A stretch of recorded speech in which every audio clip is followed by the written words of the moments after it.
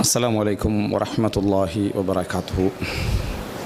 إن الحمد لله نحمده ونستعينه ونستغفره ونعوذ بالله من شرور أنفسنا ومن سيئات أعمالنا من يهده الله فلا مضل له ومن يضلل فلا هادي له وأشهد أن لا إله إلا الله وحده لا شريك له وأشهد أن محمدا عبده ورسوله أما بعد. அன்புள்ள சகோதரர்களே சகோதரிகளே தாய்மார்களே, வாரந்தோறும் நடந்து வரக்கூடிய இந்த மார்க்க வகுப்பிலே மனோ இச்சையும் ஒரு முஸ்லிமுடைய வாழ்வில் அதன் போராட்டமும் என்கின்ற ஒரு தலைப்பில் சில முக்கியமான செய்திகளை எனக்கும் உங்களுக்கும் ஞாபகப்படுத்தி கொள்ளலாம் என்று நினைக்கின்றேன். அன்புள்ள சகோதரர்களே, இந்த மனோ இச்சை என்கின்ற இந்த தலைப்பை பொறுத்தவரைக்கும் பல விதத்திலே அணுகப்பட்டிருக்கும். மனிதனுடைய உலக ஆசைகள் என்ற தலைப்பில், உலக மோகம் என்கின்ற தலைப்பில், அதேபோல மனிதனுடைய உள்ளமும் அதனது நோய்களும் என்கின்ற தலைப்பில், இப்படி பல கோணங்களிலே என்ன செய்திருக்கும். இந்த தலைப்பை நாங்கள் கேட்டிருப்போம், பார்த்திருப்போம், படித்திருப்போம். ஆனால் அந்த ஒவ்வொரு தலைப்பின் வழியில் அணுகுகின்ற நேரத்திலும் ஒரு தலைப்பில் இல்லாத சில அல் குர்ஆன் வசனங்களும் ஹதீஸ்களையும் இன்னொரு தலைப்பின் ஊடாக நாங்கள் தெரிந்து கொள்ள முடியும். அதனூடாக எங்களை ஞாபகமூட்டிக் கொள்ள முடியும். அதாவது உள்ளமும் அதனது நோய்களும் என்ற தலைப்பில் நாம் அணுகுகிற நேரத்தில் அதோடு உள்ளத்தோடு சம்பந்தப்பட்ட குர்ஆன் வசனங்கள் ஹதீஸ்கள் செயல்பாடுகளை நாம் அணுகுவதன் ஊடாக உள்ளத்தை அந்த வகையில் நாம் என்ன செய்கிறோம், அதாவது பண்படுத்திக் கொள்கிறோம். அதுபோலதான் மனோ இச்சை என்கின்ற தலைப்பின் ஊடாக அந்த உள்ளத்துடைய பலகீனங்களையும் உள்ளத்துடைய ஆசைகளையும் நாம் அணுகுகிற நேரத்தில் அல் குர்ஆன் அணுகக்கூடிய அந்த பகுதியின் ஊடாகவும் நாங்கள் குர்ஆன் சுன்னாவை தெரிந்து கொள்கிறோம். எங்களை நாங்கள் என்ன செய்கிறோம், பக்குவப்படுத்திக் கொள்கிறோம். அன்புள்ள சகோதரர்களே, எதுவாக இருந்தாலும் முத்தாய்ப்பாக ஒரு விஷயத்தை நாங்கள் தெரிந்து கொள்ள வேண்டும். அது என்ன அப்படி என்று சொன்னால், நல்ல மனிதர்களும் நல்ல மனிதர்களுடனான தொடர்பும் நல்ல மஜ்லிஸுகளும் அந்த மஜ்லிஸுகளில் நாம் அமர்வதும் தான் எம்மை இருக்கக்கூடிய அளவிலாவது ஈமானை பாதுகாத்து வைத்திருக்கிறது. நாம் செய்யக்கூடிய அந்த நல்ல விஷயங்களையும் நாம் தவிர்த்து வரக்கூடிய அந்த தீய விஷயங்களையும் அதே வீரியத்தோடு எங்களுக்கு மத்தியிலே வைத்திருப்பதும் அதுதான். இந்த மஜ்லிஸுகள் தான், நாம் இப்படி அமரக்கூடிய நல்ல மஜ்லிஸுகள், நாம் பழகக்கூடிய நல்ல மனிதர்கள் தான் எங்களது தொடர்பை என்ன செய்கிறது, இதே அமைப்பிலே வைத்திருக்கிறது என்பதை நாங்கள் பிரதானமாக என்ன செய்ய வேண்டும், புரிந்து கொள்ள வேண்டும். அன்புள்ள சகோதரர்களே, எந்த ஒரு மாற்றத்தை ஒரு மனிதர் ஒரு திடீரென ஒரு பயானின் மூலமோ அல்லது ஒரு சந்திப்பின் மூலமோ ஒரு மனிதர் எந்த ஒரு மாற்றத்தையும் என்ன செய்ய முடியாது, ஏற்படுத்தி கொள்ள முடியாது. பொதுவாக இயல்பிலேயே அல் குர்ஆன் ஒரு படித்தரத்தை சொல்கிறது. நல்ல விஷயங்களை கேட்கக்கூடிய வாய்ப்பு முதலாவது கிடைத்தல், இரண்டாவதாக அந்த வாய்ப்புக்கு பின்னால் உடனடியாக மாறுகின்றவர்களும் இருக்கிறார்கள், அது அறிவாக மட்டுமே இருக்கக்கூடியவர்களும் இருக்கிறார்கள். அல்லாஹ்வே குர்ஆனிலே சொல்கிறான், வலவ் அலிமல்லாஹு ஃபீஹிம் கைரன் லஅஸ்மஅஹும், அவர்களிலே ஒரு கைரை அல்லாஹ் அறிந்திருந்தால் அவர்களை கேட்க செய்திருப்பான். அப்போ கேட்பது என்பது ஒரு பெரிய ஒரு நலவு. இரண்டாவது கட்டம், கேட்டதன் பின்னால் அதை விளங்கக்கூடிய ஒரு நாள் அல்லாஹு தஆலா அவருக்கு ஏற்படுத்துவான். அதை விளங்கக்கூடிய ஒரு நாள் அவருக்கு அல்லாஹு தஆலா என்ன செய்வான், ஏற்படுத்துவான். விளங்கிய பின்னாலும் மாற்றங்கள் மனிதனிலே வரலாம் என்று சொல்ல முடியாது. உடனடியாக மாறுகின்றவர்களும் இருக்கிறார்கள், அப்படியே காலம் தாழ்த்துகின்றவர்களும் இருக்கிறார்கள். அதற்கு பின்னால் அதை உணரக்கூடிய ஒரு சந்தர்ப்பத்தை அல்லாஹு தஆலா என்ன செய்வான், ஒரு சூழலை, ஒரு நிகழ்வை அவரது வாழ்க்கையில் ஏற்படுத்துவான். அதைத்தான் நாம் சோதனை என்கிறோம். சோதனை என்ற தலைப்பில் நாங்கள் படிப்பதெல்லாம் இந்த மூன்றாவது கட்டமாகத்தான் இருக்கும். அது என்ன என்று சொன்னால், அவர் படித்த, அவர் விளங்கிய ஒரு விஷயத்தை வாழ்க்கையில் உணர்த்துகின்ற ஒரு விஷயம். சாதாரணமாக உணராமல் இருக்கக்கூடியவர், தெரிந்தும் விளங்காமல் இருக்கக்கூடியவர், விளங்கியும் அதை செயல்படுத்தாமல் இருக்கக்கூடியவருக்கு ஒரு சோதனை அதை என்ன செய்யும், அவருக்கு உணர வைக்கும். உணர்ந்த பின்னால் அவரது வாழ்க்கையில் அது அமலாக மாறும்.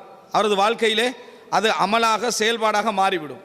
இந்த செயல்பாடாக மாறிய பின்னால் அல்லாஹ்வுடைய தௌஃபீக் இருக்குமாக இருந்தால் ஐந்தாவது கட்டமாக இஸ்திம்ரார், சுபூத், அதிலே உறுதியாக நிற்றல், அதிலே தொடர்ந்து என்ன செய்தல், அதை கடைபிடித்தல் என்கின்ற அந்த ஐந்தாவது கட்டத்தை அவர் என்ன செய்வார், அடைவார். இதுதான் பொதுவாக உலகத்திலே எல்லா நிலைகளிலும் இருக்குது.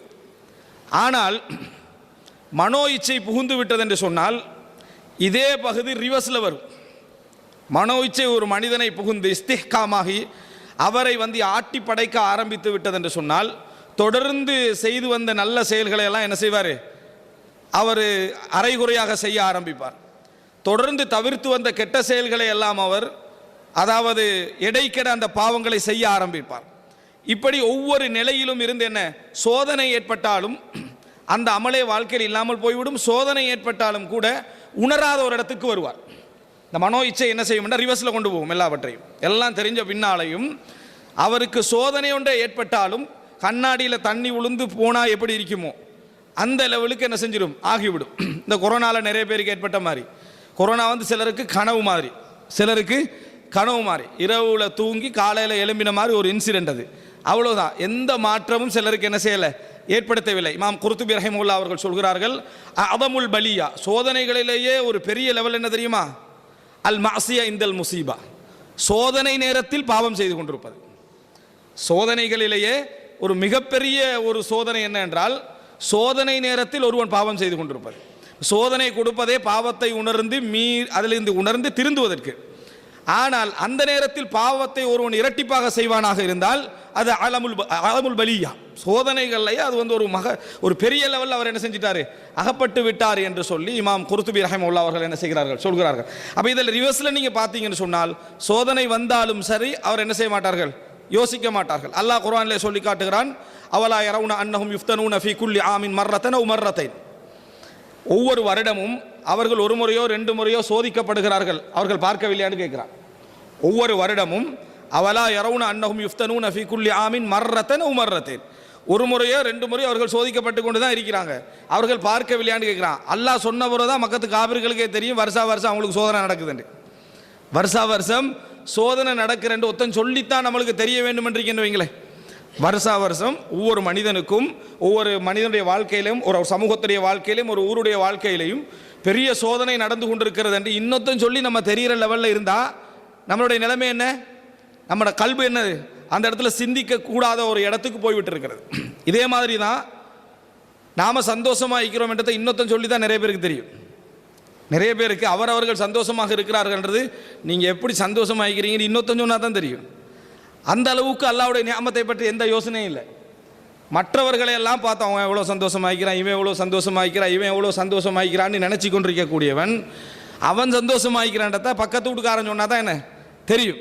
நீ எவ்வளோ சந்தோஷமாகிற, அல்லாஹ் உனக்கு எவ்வளோ பெரிய நியமத்துக்களை தந்திக்கிறான்னு இன்னொருத்தன் சொல்லி தெரிகிற அளவுக்கு நிறைய பேர் நியமத்துக்களை பற்றிய உணர்வு என்ன செய்கிறது, இருந்து கொண்டிருப்பதை நம்ம பார்க்குறோம். இது வந்து அதாவது ரிவர்ஸில் நீங்கள் எடுத்து பார்த்தீங்கன்னு சொன்னால் மிகப்பெரிய ஒரு பாதிப்பு தான் சோதனை நேரத்தில் உணராமல் இருத்தலும், நியாமத்துக்கள் இருக்கிறென்று புரியாமல் இருத்தலும், இந்த மாதிரியான நன்மைகள் விஷயங்களை உணராமல் இருத்தலும், நமக்கு வாழ்க்கையில் மாற்றங்களெல்லாம் ஏற்பட்டு கொண்டிருக்கிற என்பதை உணராமல் இருத்தலும் இது போன்ற ஒரு நிலை தான்.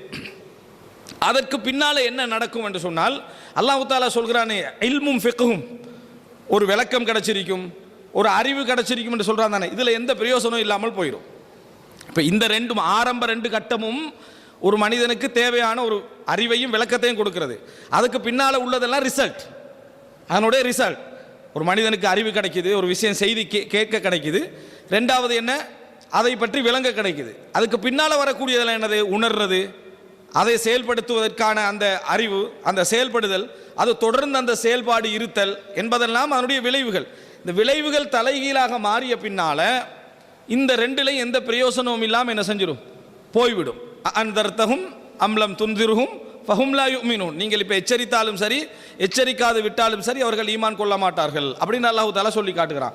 சொல்லி காட்டுற நேரத்தில் அல்லாஹ் தஆலா எல்லா இடங்கள்லையும் நல்லவர்களுக்கு கெட்டவர்களுக்கு முனாஃபிகின்களுக்கு சொன்ன இடமெல்லாம் அல்லாஹ் என்ன சொல்கிறான்டா, ஹதமல்லாஹு அலா குலூபிஹிம் வ அலா சம்இஹிம் வ அலா அப்சாரிஹிம். ஹதமல்லாஹு அலா குலூபிஹிம், உள்ளங்களில் அல்லாஹ் தஆலா முத்திரை இட்டு விட்டான். உள்ளங்களில் முத்திரை என்பது விளங்குகிற உணர்வு, அறிவு எல்லாத்தையும் இல்லாமாக்கிறோம். அதானே உள்ளங்களில் முத்திரை. பார்வையிலும் கேள்வியிலே அல்லாஹ் தஆலா முத்திரையிட்டு விட்டான்னு சொல்கிறான். அது என்ன, நம்ம சொன்னோமே என்ன, வலவ் அலிமல்லாஹு ஃபீஹிம் ஹைரன் ல அஸ்மஅஹும், அவர்களுக்கு அல்லாஹ் தஆலா நலவைத்து, அவர்கள் நல்ல மனிதர்கள் நல்ல உணர்வுள்ளவர்கள் என்று தெரிந்திருந்தால் கேட்க வைத்திருப்பாண்டு. அந்த கேட்கிற தடை ஏற்பட்டு விட்டால் அதுக்கு பின்னால் நீங்கள் கொட்டுண்டு குர்ஆன் வசனங்களை கொட்டினாலும் நிறைய விளக்கங்களை எல்லாம் எடுத்து சொன்னாலும் சரி, கண்ணாடி மேலே தண்ணீர் வடிந்து போவதை போல் அதெல்லாம் என்ன செஞ்சிடும், வடிந்து போய்விடும். அதனால தான் இமாம் அதாவது இப்னுல் ஜௌஸி ரஹிமஹுல்லாஹ் அவர்கள் சொல்கிறார்கள், நீ வந்து பாவத்துக்கு பின்னால் பாவம் ஒன்று செஞ்ச பின்னால் பாவம் செஞ்சிட்டேன்னு உணர்ந்தி என்று சொன்னான். அதற்காக வேண்டி துடித்தா என்றால் ஃபஅலம் அறிந்துகொள், இன்னும் அல்லாஹு தாலா உனது உள்ளத்திலே ஒரு ஒளியை வைத்திருக்கிறான். இன்னும் உள்ளம் முழுசா இருட்டாகல. பாவம் செஞ்ச பின்னால் உனக்கு அது பாவம் என்று விளங்குது, அதனால் நீ துடிச்சு போறாய் அப்படி என்று சொன்னால் இன்னும் கல்பில் என்ன வெளிச்சம் இருக்குன்னு அர்த்தம். என்றைக்கெல்லாம் நமக்கு விளங்கலையோ, விளங்கலை என்ற விஷயமும் விளங்காது. அதுக்கு பின்னால் என்ன விளங்கவில்லை என்ற செய்தியும் என்ன செய்யாது, விளங்காமல் போய்விடும். அப்போ அது ஹவா அந்த இடத்துல என்ன, அதாவது ஒரு முஸ்தஹ்கிமா ஆண்டு கொண்டிருக்கிறது, மனோ இச்சை என்ன ஆண்டு கொண்டிருக்கிற என்ற அர்த்தமாக அது என்ன செய்துவிடும், மாறிவிடும்.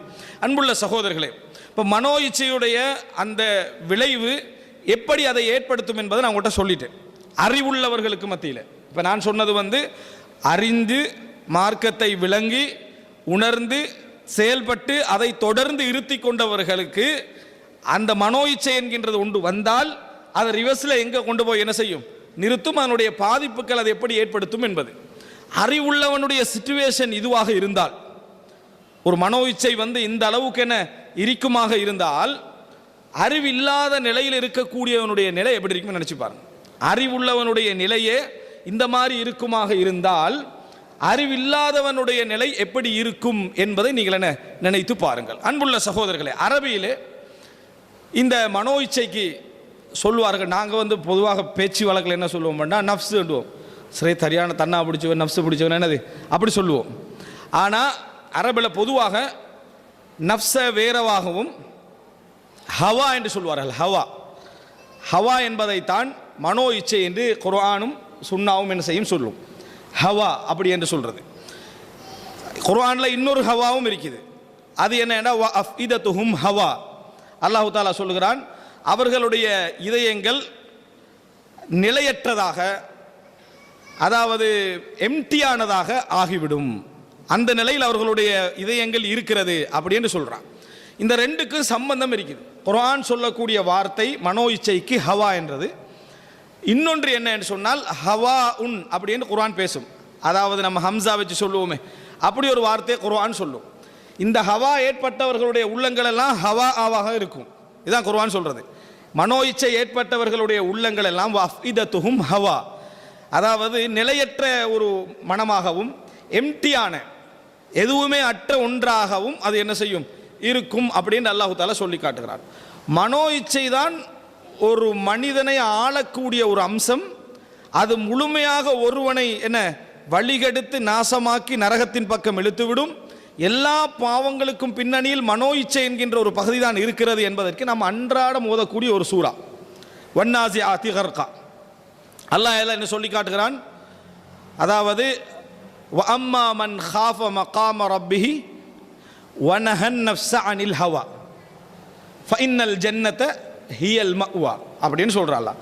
குர்ஆனில் 1000 சட்டங்கள் 1000 தடைகளை சொன்ன அல்லாஹ் அப்படியே சுருக்கி ஒரு வரியில் சொல்கிறேன். அப்படின்னா வஅம்மா மன் காஃப மகாம ரப்பிஹி, யார் அல்லாஹுக்கு முன்னால் நான் நிற்க வேண்டும் என்ற அந்த நாளை அந்த நிலையை பயந்து, அல்லாஹுக்கு முன்னால் நான் நிற்க வேண்டும் என்ற அந்த நாளையும் அந்த நிலையையும் பயந்து, வனஹன் நஃப்ஸ தனது நஃப்ஸை தனது உள்ளத்தை அனில் ஹவா மனோ இச்சையை விட்டும் தடுத்துக் கொள்கிறாரோ ஃபஇன்னல் ஜன்னத ஹியல் மஅவா, சொர்க்கம்தான் அவரது புகலிடம், அவர் தங்குமிடம் என்று அல்லாஹ் தஆலா சொல்றான். இங்கே அல்லாஹ் தஆலா நீங்கள் உலகத்தில் தவிர்க்க வேண்டிய ஒரே பாவம் என்ன சொல்கிறான், மனோ இச்சையை மட்டும்தான் சொல்கிறான். இந்த உலகத்தில் நீங்கள் தவிர்க்க வேண்டிய ஒரே பாவம் மனோ இச்சை மட்டும்தான் அப்படின்னு சொல்கிறான். அப்படி என்றால் அர்த்தம் என்ன, அந்த மனோ இச்சை தான் அல்லாஹ் தடுத்த எல்லாவற்றுக்குமான ஆணி வேறுன்ற அர்த்தம். இந்த இடத்துல அல்லாஹ் மனதையும் வேறாக்கி சொல்கிறான். மனதையும் என்ன செய்கிறான், அல்லாஹு தஆலா வேறாக்கி சொல்கிறான். மனதை அல்லாஹு தஆலா எப்படி வேறாக்கி சொல்கிறான், வனஹன் நஃப்ஸ, தன் உள்ளத்தை யார் தடுத்துக் கொள்கிறாரோ, தன் உள்ளத்தை யார் நஃப்ஸை தடுத்துக் கொள்கிறாரோ. அப்போ அந்த நஃப்ஸ் என்ற வார்த்தை ஒரு எல்லா கெட்ட விஷயங்களுக்கும் அத்திவாரம் அர்த்தம் அல்ல.